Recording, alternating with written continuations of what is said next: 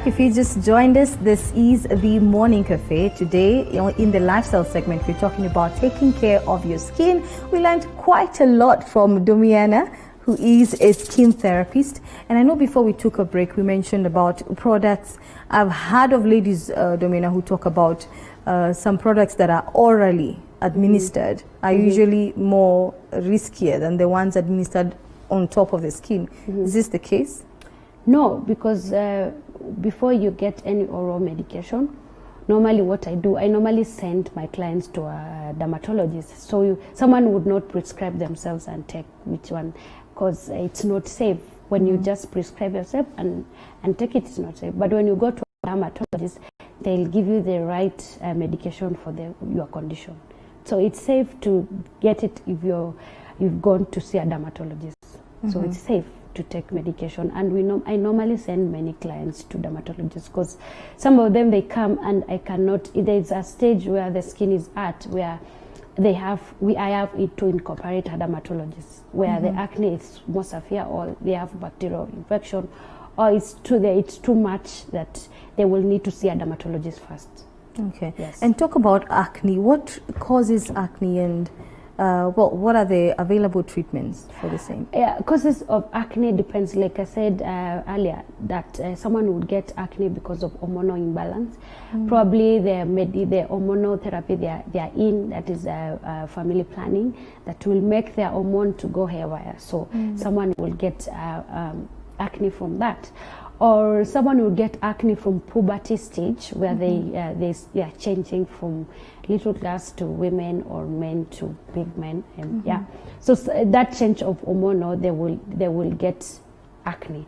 Or there's other acne because of the weather condition or change of climate. Someone will get acne because of that, and someone will get acne because of using harsh products to their skin. Then still there's that. So we normally take through the consultation with the clients that where could be the problem. How would you be, when you give me your information, I will know the type of acne you have.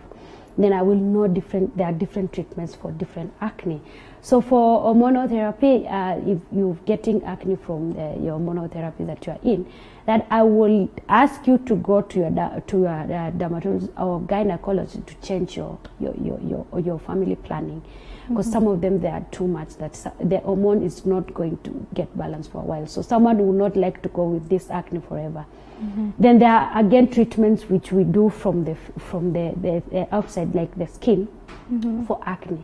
We have chemical pills for acne, not chemical pills for taking in, but it's a procedure done on the skin, and it's done like weekly. Someone would come every week consistently to do the acne treatment.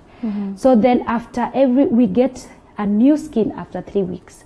So we normally do a treatment every week, so that when a new skin is coming, it's behaving differently the way it's been prepared to behave from the outside. So there's that one treatment that we do. So how often does someone peel skin? Naturally, we like the way we have body cycles, like every 3 weeks or a month we get our periods. Every 3 weeks we get an inch of our hair. Every 3 weeks we get an inch of our nails. So every 3 weeks we get a new skin. So essentially the top of our skin is dead skin, so it needs to be out. So every 3 weeks we need to exfoliate and remove our dead skins. So we recommend every 3 weeks someone's to do a facial, just to get rid of dead skin and prepare the skin to be glowing and looking nice.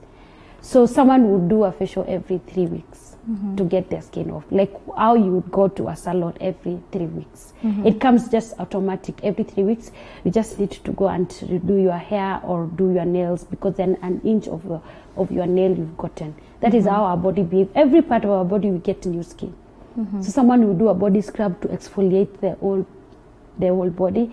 Someone will go to an expert to do their skin because they've gotten a new skin. If you don't exfoliate, what does that mean?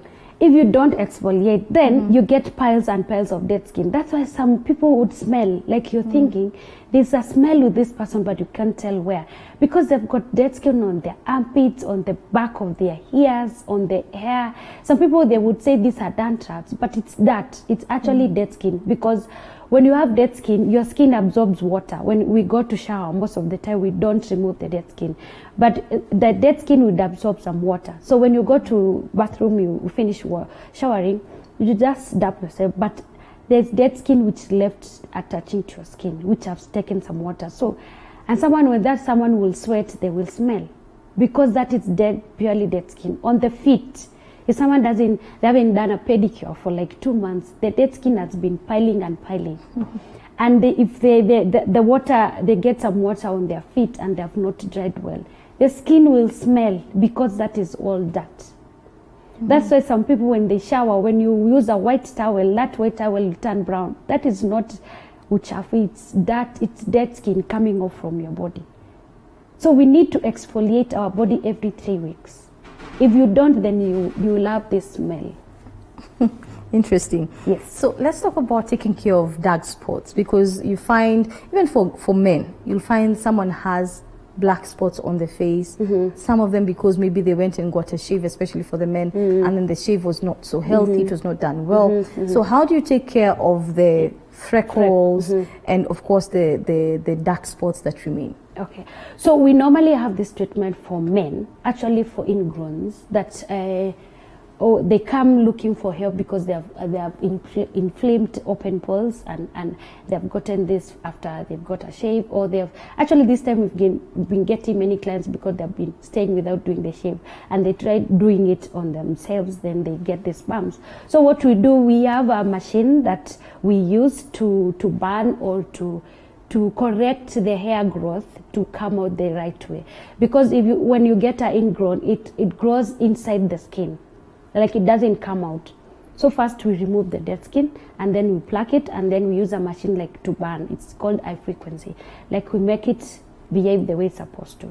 But essentially we have to steam, we have to exfoliate and pluck with a tweezer, and then we use a machine to correct the skin.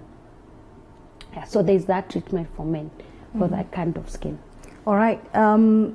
I think, for me, of course, the concern would be what's affordable for me in terms of taking care of my skin, making sure that I have that glow, especially for ladies. Everyone wants to have that glow. And by the way, in applying makeup, there's something I noticed. I'm not an expert, but something I noticed, that some people, makeup usually settles differently from others. Is there a correlation between how makeup settles on your face to the health of the skin? Yeah, true. If you have a good skin, like me, I was late, like I was coming here, I was like 10 minutes late.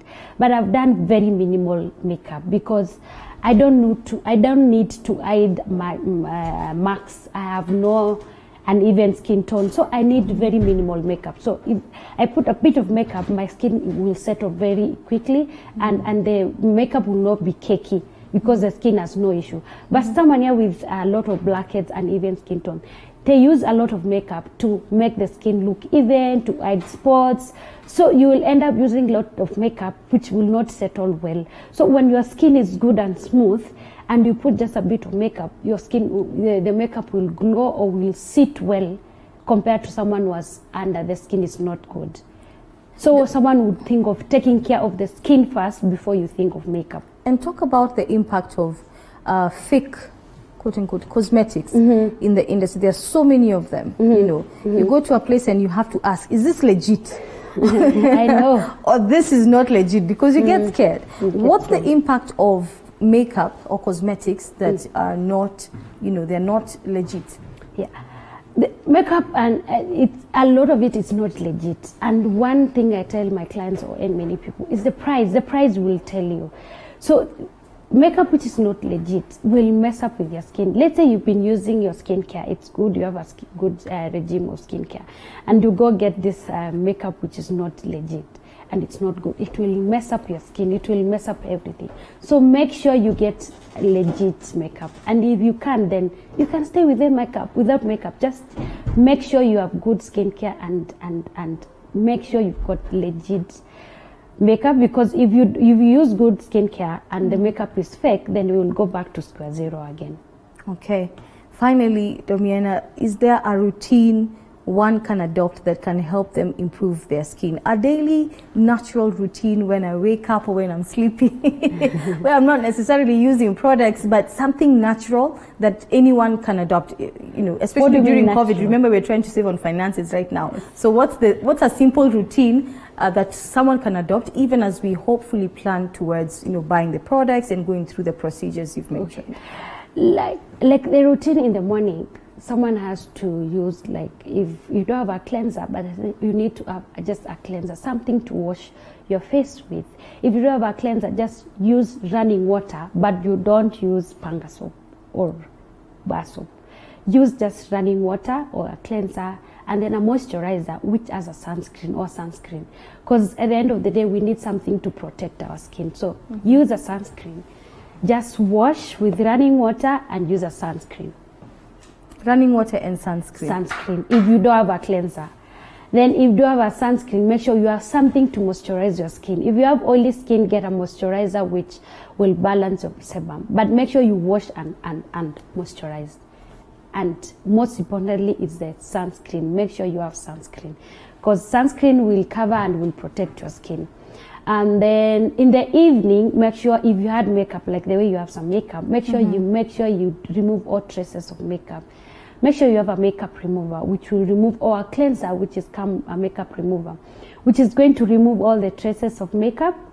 So don't sleep with makeup. You wash and moisturize. Okay.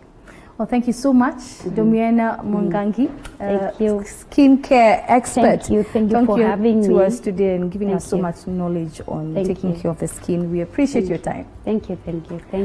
Well, that has been Domiana Mwangangi telling us all about skincare.